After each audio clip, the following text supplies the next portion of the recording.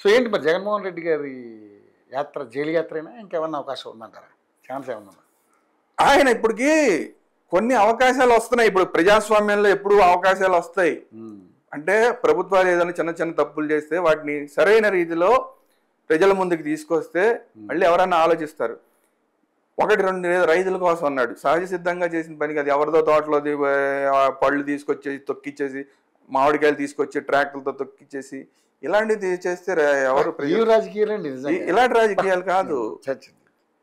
నీ కారు కింద ఎవరో పాపం పొరపాటున పడిపోతే పట్టించుకోకుండా వెళ్ళిపోయి కనీసం పలకరించలేని ఏ వీడియో అన్నారు సార్, ఎంత ఏ వీడియోలని మాట్లాడి అధికార ఏమంటారు స్పోక్స్ పర్సన్స్ కూడా అది ఏ వీడియో అని మాట్లాడి ఇట్లాంటివి మాట్లాడితే ప్రజలు ఇప్పుడు ఎక్కడైనా సరే మీకు గమనించండి, సహజంగా ప్రజాస్వామ్యంలో ఒక పార్టీ గెలుస్తూ ఒక పార్టీ ఓడిపోద్ది, పెద్ద ఇష్యూ కాదు అది. కానీ కింద పడినా లేవడానికి అవకాశం ఉంది. కానీ నువ్వు చేస్తున్న రాజకీయాలు రోజు రోజుకి ఇంకా దిగజారిపోతున్నాయి. గ్రాఫ్ కిందకి వెళ్ళిపోతుంది తప్ప పైకి లేచే అవకాశం కనిపించట్లేదే. నువ్వు వెళ్ళి ఆ కుటుంబాన్ని పలకరిస్తే ఏమైంది, కారు కింద పొరపాటు పడిపోయారు, సారీ అండి పొరపాటు జరిగిపోయింది, నేను చూసుకోలేదు, వెళ్ళు పలకరించు, నా కోసం వచ్చాడు, నా కోసం పొరపాటు జరిగింది, ప్రాణం పోయింది, మీ నాన్న కోసం ఎవరో పోయారని చెప్పి రాష్ట్రం అంతా తిరిగావే, నీ కోసం వచ్చి నీ కారు కింద పడిపోతే నువ్వు వెళ్ళవేంటే? ఏదో మొన్న ఎవరో ఒకరు అన్నారు సార్, మామూలుగా బయటకు వస్తేనే 3-4 చచ్చిపోయారు ఆ యాత్రలో. అవునవును.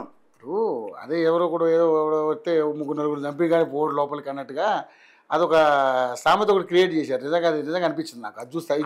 టీవీలో ఒకళ్ళు ఎవరో మాట్లాడారు, మనం అది ట్రోలింగ్ చేసే వాళ్ళు మాట్లాడే మాట మనం కాదు, అదే ట్రోలింగ్ గురించి. జగన్మోహన్ రెడ్డి గారు అసలు ఇంటి నుంచి బయటికి రావాలంటే ఒక శవన్నా రావాలి, ఆయన వెళ్ళి పలకరించిన తర్వాత కనీసం 2 శవాలన్నా లేవాలి అని ఎవరో టీవీలో మాట్లాడారు. చూస్తే కరెక్టే. అంటే నేనేమంటానంటే అది మినిమం ట్రోలింగ్ పాలైపోతుంది. నీ ప్రతిపక్ష నాయకుడుగా నీ పాత్ర ట్రోలింగ్ పాలైపోతున్నారు. గ్రాఫ్ పెంచుకునే ప్రయత్నం చేయాల్సిన చోట గ్రాఫ్ పడిపోతుంది. అందుకనే సహజంగా ఇంకో ప్రత్యామ్నాయానికి అవకాశం ఏర్పడిపోయింది. నువ్వే ఈ సంవత్సరంలో గ్రాఫ్ పెంచుకుంటే ఇంకో దానికి అవకాశం ఉండదుగా, నువ్వే వెళ్ళి అసెంబ్లీలో కూర్చుంటే ఇంకొకరికి అవకాశం ఉండదుగా, నువ్వే నీ నాయకులను నిలబెట్టుకుంటే ఇంకొక అవకాశం ఉండదుగా, ప్రజాస్వామ్యంలో ఇంకో అవకాశం వస్తుంది. కానీ నువ్వు నీ చేతిలో పోగొట్టుకోబట్టి అన్ని క్వశ్చన్ మార్కులు అయిపోయినాయి. 151 ఇచ్చారు సార్, ఇచ్చిన వాళ్ళు ఎలా అయిపోయింది, గ్రాఫ్ అలా పడిపోయింది. అదేదో ఉన్నట్టు ఎక్కడి నుంచి పడిపోయింది అంటే గంగాదేవి ఎక్కడి నుంచి పడిపోయిందంటే ఆకాశం నుంచి శివుడి శిరస్సు మీదకి, శివుడి శిరస్సు నుంచి భూమి మీదకి, భూమి నుంచి పాతాళంలోకి పడిపోయింది అని చెప్పి వైఎస్ఆర్సీపీ గ్రాఫ్ ఎక్కడి నుంచి అక్కడికి పడిపోయిందిరా బాబు అంటే అక్కడ రాజశేఖర రెడ్డి గారిని వచ్చి నువ్వు ముఖ్యమంత్రి దగ్గర నుంచి సరే అక్కడి నుంచి పడిపోవడమే వెళ్ళిపోతుంది. ఇంకా లేచే అవకాశమే కనిపించట్లేదు. సో పవన్ కళ్యాణ్ గారు అన్నట్టుగా జగన్ గుర్తుపెట్టుకొని అదపాతాళం దక్కపోతాను అది బాగా సెట్ అయింది దానికి. ఆయన గానే చేసుకుంటున్నాడు అంతే, ఆయన గానే చేసుకుంటున్నాడు. ఇప్పుడు ప్రభుత్వంలో వాళ్ళు కూడా ఎవరు చేస్తుంది కాదు ఇది. వాళ్ళు అధికారం ఎంతసేపు సంక్షేమము అదే విధంగా పరిపాలన మీద వాళ్ళు దృష్టి పెట్టారు. నిన్నేమన్నా అసెంబ్లీకి రావద్దన్నారా? అవును. నీ నాయకులు నేను నిలబెట్టుకోవాలని నిన్నేమని చెప్పారా? వాళ్ళకి సరిగ్గా గైడెన్స్ ఇవ్వద్దని నేను చెప్పారా? వాళ్ళతో ఒక అధ్యక్ష అని అనిపించే అవకాశం వాళ్ళకి ఇవ్వద్దని నేను నాన్న ప్రభుత్వంలో ఎవరిని చెప్పారా? అన్ని నువ్వు చేసుకుంటున్నవి. నీ కారు కింద ఎవరో పడిపోతే నువ్వు నీ నాన్న కోసమే ఎవరో పోయారని చెప్పి మొత్తం రాష్ట్రం అంతా తిరిగావే, నీ కారు కింద పడిపోయిన వాళ్ళ కోసం వెళ్ళవేంటాయి అని చెప్పి ప్రజలు అడుగుతుంటే వెళ్ళవే. ఇదంతా ఎవరు చెప్పారు? నువ్వు చేసుకున్నది కదా ఇదంతా. ఏదో ప్లకార్డులు పెట్టుకుని గంగమ్మ జాతరలో దాన్ని కూడా ఆయన మరి అనిపించుకుని వాళ్ళ చేత ఏం సైకో ఆనందం అండి బాబు అది. నిజంగా నేను చూస్తే ముఖ్యమంత్రి, మాజీ ముఖ్యమంత్రిగా నీ బాధ్యత ఏంది అసలు? ఇందాకే ఫస్ట్ లో మనం మాట్లాడుకుంటున్నాం, మెచ్యూర్డ్ రాజకీయాలు వేరు, చిన్నపిల్లల రాజకీయాలు చిన్నపిల్లలాగా. అదే అర్థమైనా? అదే అంటే నువ్వే తగ్గించుకున్నావు, నువ్వే తగ్గించుకున్నావు తప్ప ఎవ్వరు తగ్గించలా. నీకు అవకాశం ఇచ్చారు ప్రజలు, ఇచ్చినా నువ్వు అధికారం ఇచ్చినప్పుడు దుర్వినియోగం చేసుకున్నావు. ఇప్పుడు ప్రతిపక్షంలో ఉండి కూడా ఇంకా ఇంకా ఇంకా ఇంకా కిందికి పడిపోతుంది పార్టీ. అయినా సరే దాన్ని పట్టుకునే ప్రయత్నం కానీ దాన్ని లేపే ప్రయత్నం కానీ చేయలేకపోతున్నావు. సొంత చెల్లి ఘోరంగా విమర్శిస్తావు, సొంత చెల్లికి దూరం అయిపోయావు, తల్లికి దూరం అయిపోయావు, నీ సొంత నాయకులకి దూరం అయిపోయావు. నీ సొంత నాయకులే ఇప్పుడు కోటరెడ్డి శ్రీధర్ రెడ్డి లాంటి వాళ్ళు, నీ సొంత కుటుంబ సభ్యులు అనుకున్న బాలినేని గారు లాంటి వాళ్ళు అందరూ నిన్ను వదిలి వెళ్ళిపోయారు. ఇవన్నీ ఎవరు నువ్వు చేసుకున్నావు కదా, ఇవన్నీ ఎవరు చేసింది? మనం ఎవరు మాట్లాడింది కదా, మనం ఎవరు చేసింది కదా, ఆయన స్వయంగా చేసుకున్నది. టోటల్గా స్వయంకృతాపరాధం కనబడుతుంది కదా.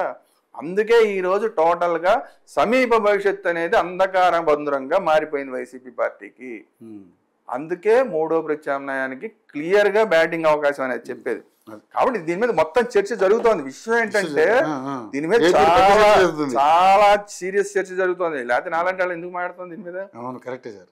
సో ఇప్పుడు గతంలో నేను చెప్పా, ఎవరు పవన్ కళ్యాణ్ గారు ఈ ఓట్లు చేయాలనివ్వను, ప్రతిపక్ష ఓటు చేయాలనివ్వనని చెప్పకముందే ఎప్పుడో చెప్పా ఈ 3 పార్టీలు కలుస్తాయి అని. అప్పుడు అందరూ నవ్వారు. ఆ తర్వాత 3 పార్టీలు కలుస్తాయన్నో అధికారంలోకి వస్తాయన్నో అదే సేమ్ జరిగింది. ఈ రోజు రాబోయే రోజుల్లో మీరు చేసుకున్న తప్పిదాల వల్ల మీ పార్టీ భవిష్యత్తు అనేది అంధకారంగా జాగ్రత్త పడండి జగన్మోహన్ రెడ్డి గారు అని చెప్తున్నాం. మనం కూడా ఏం చెప్పినా ఆయన కూడా ముఖ్యమంత్రికి ఎంతో కొంత మంచి చేశాడు ప్రజలకి, అంతే సంక్షేమ పరంగా. మనం కూడా మంచి సజెషన్ ఇస్తున్నాం. నేను కూడా జగన్మోహన్ రెడ్డి గారు ఈ రోజు నేను మాట్లాడుతున్న మాటలు మీరు వినండి. మీకు అధికారంలో ఉన్నప్పుడు అనేక సందర్భాల్లో చెప్పాను, జగన్మోహన్ రెడ్డి గారు మీరు తప్పులు చేస్తున్నారు చూసుకోండి అని. చూసుకోవాలా? ఇప్పుడు మీరు ప్రతిఫలం అనుభవిస్తున్నారు. ఇప్పుడు కూడా ఇంకా తప్పులు చేస్తున్నారు. మీ గ్రాఫ్ పడిపోతుంది చూసుకోండి.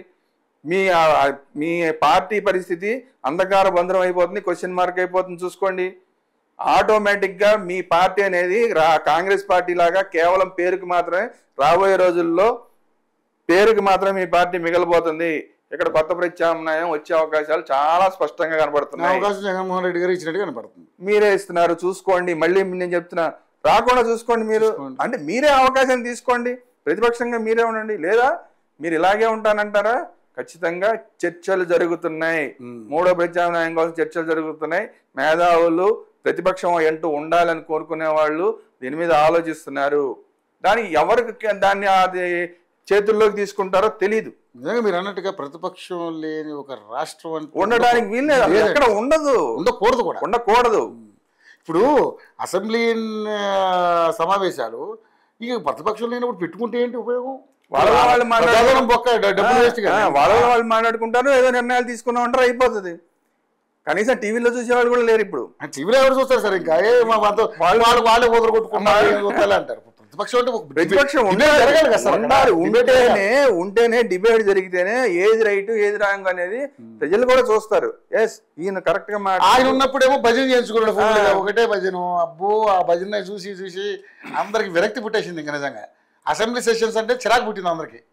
అసలు ప్రజాస్వామ్యం అంటేనే అదండి, ప్రభుత్వ పక్షం ఉండాలి, ప్రతిపక్షం అనేది ఉండాలి. నువ్వు ప్రజల పక్షాన్ని మాట్లాడాలి, అధికార పక్షాన్ని ప్రశ్నించాలి. నువ్వు చేయనప్పుడు ఇంకోటి వచ్చి ప్రశ్నించాలి. Simple right.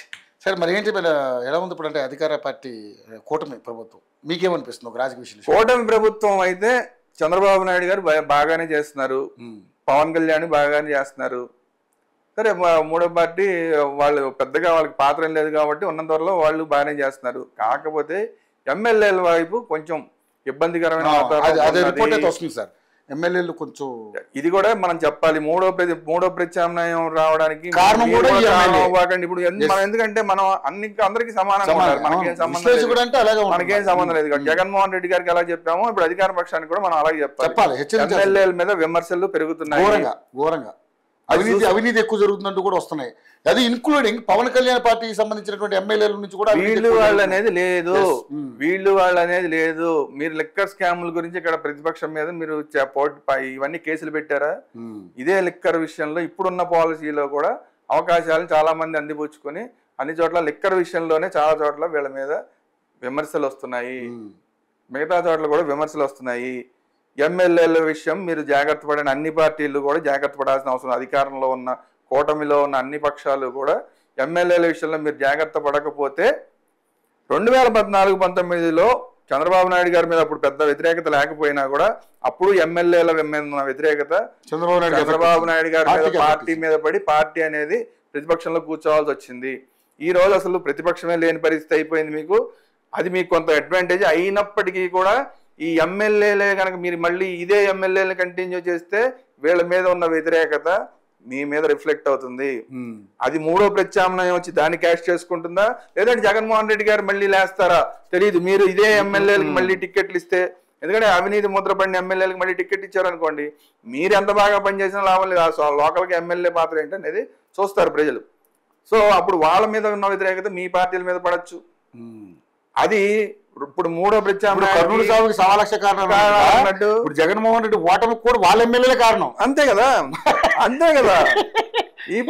ఇప్పుడు ఇది మీరు మీ ఎమ్మెల్యేలు చేస్తున్న తప్పులు, అధికార పార్టీ ఎమ్మెల్యేలు చేస్తున్న తప్పులు మూడో ప్రతిపక్షం కనుక మూడో ప్రత్యామ్నాయం కనుక వస్తే వాళ్ళకి అడ్వాంటేజ్ అవ్వచ్చు. లేదంటే అయ్యి బాబోయ్ ఇప్పుడు పడిపోయాడు అనుకున్న జగన్మోహన్ రెడ్డి గారు మళ్ళీ లేవచ్చు. కాబట్టి చూసుకోండి అని చెప్పి అది కూడా మనం అధికార పక్షానికి మనం ఒక అడ్వైజ్ కింద ఇస్తున్నాం.